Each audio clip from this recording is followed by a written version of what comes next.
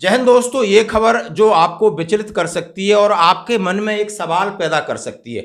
क्या सेना का अब राजनीतिकरण हो रहा है? क्या सेना क्या कह रहे हैं? आखिर कौन पहुंचा रहा है भारतीय सेना की गरिमा को चोट? और ये 17 अक्टूबर की खबर है। क्या भारतीय सेना की गरिमा को चोट पहुंचाई जा रही है?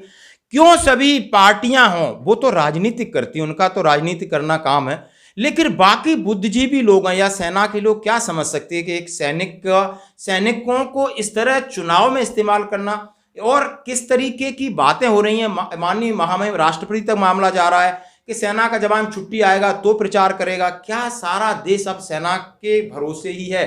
क्या अब राजनीति भी सेना के भरोसे? अब सेना भी अपना पक्ष रखेगी क्या आगे? इसको और हम किस तरीके से देखते हैं, ये बड़ा विश्लेषण है, ये आपने देखना जरूरी है।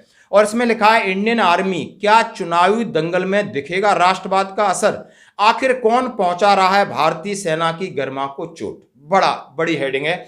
उसमें लिखा है, राष्ट्रवाद का पाठ पढ़ाने वाली भाजपा ने भारतीय सेना की गरिमा को चोट पहुंचाई। किसने क्या क्या कहा है, जरा आप इसको हम आज फिर विश्लेषण करने का मन किया है। कांग्रेस पार्टी के महासचिव जयराम रमेश ने सोमवार को कहा था, हमारी बहादुर सेना कभी भी देश की आंतरिक राजनीति का हिस्सा नहीं बनी। इसके ऊपर भी एक सवाल है, बिल्कुल बनी है नहीं बनी है, आप ये समझ सकते हो क्या हो रहा है। 2019 के फरवरी में उन्होंने पुलवामा के ऊपर हमला किया और सेना को कहां कहां इस्तेमाल किया उसके ऊपर हमला किया, ये जरा आपको सुनना होगा। 2019 के फरवरी माह में पुलवामा हमला और पाकिस्तान पर हुई भारतीय सेना की एयर स्ट्राइक के बाद लोकसभा चुनाव का सीन पूरी तरह बदल गया था। यानी पिछली जो लोकसभा का था उसमें एयर स्ट्राइक और पुलवामा भी रहा। विपक्ष का आरोप था कि भाजपा ने एयर स्ट्राइक को चुनाव में खूब भुनाया।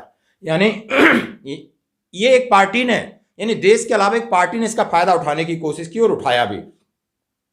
हालांकि इस बाबत भाजपा की तरफ से विपक्ष पर भी निशाना साधा गया। अब एक बार फिर अगले साल होने वाले लोकसभा चुनाव से पहले राष्ट्रवाद का मुद्दा जोर पकड़ता हुआ दिखाई पड़ रहा है। कांग्रेस पार्टी इस मुद्दे को लेकर काफी सतर्क है। कई बार इस मुद्दे की काट भी तलाशी गई। बॉर्डर पर चीन की घुसपैठ को लेकर कांग्रेस पार्टी ने कई बार केंद्र सरकार को आड़े हाथों लिया। अब 5 राज्यों में विधानसभा चुनाव से पहले सेना को देश भर में 800 से अधिक सेल्फी पॉइंट। हाँ जी, अब इन सेल्फी पॉइंट में क्या क्या होगा ये भी आप देखना, क्या क्या चीजें होंगी ये आपको जरूर बताएंगे। आपने लगाओगे, लेकिन इंपॉर्टेंट इसमें है कि आगे क्या क्या आपने दिखाना है, ये इसमें पहली बार नई चीज कवर की जा रही है। विधानसभा चुनाव से पहले इस पार्ट सेल्फी पॉइंट की बात कही है जहां सरकारी योजनाओं का प्रचार होगा।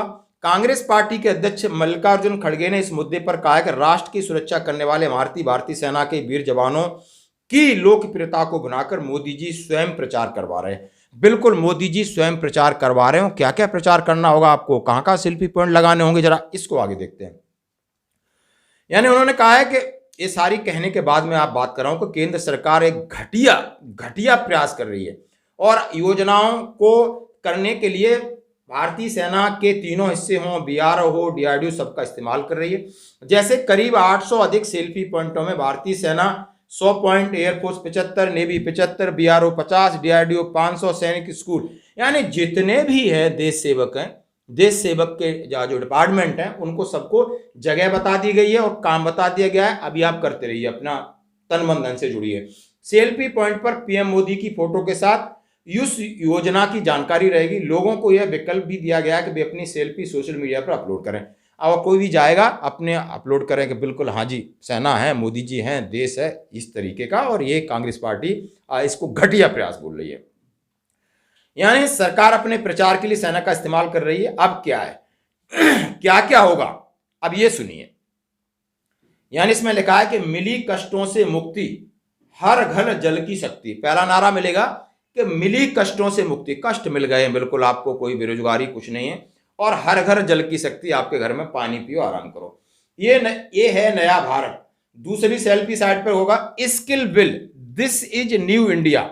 दूसरी पे क्या लिखा होगा, skill will, this is a new India. और तीसरी सेल्फी पॉइंट पर धुएं से मुक्ति, उज्ज्वला की शक्ति। मतलब फौज प्रचार करेगी गैस सिलेंडर का। भाई आपने बताना है गैस सिलेंडर की बात की, आपको पानी पीने का मिल रहा है, बाकी लोगों को नहीं पता है, अब सेना बताएगी पानी मिल रहा है। वाह, अजीब बात है।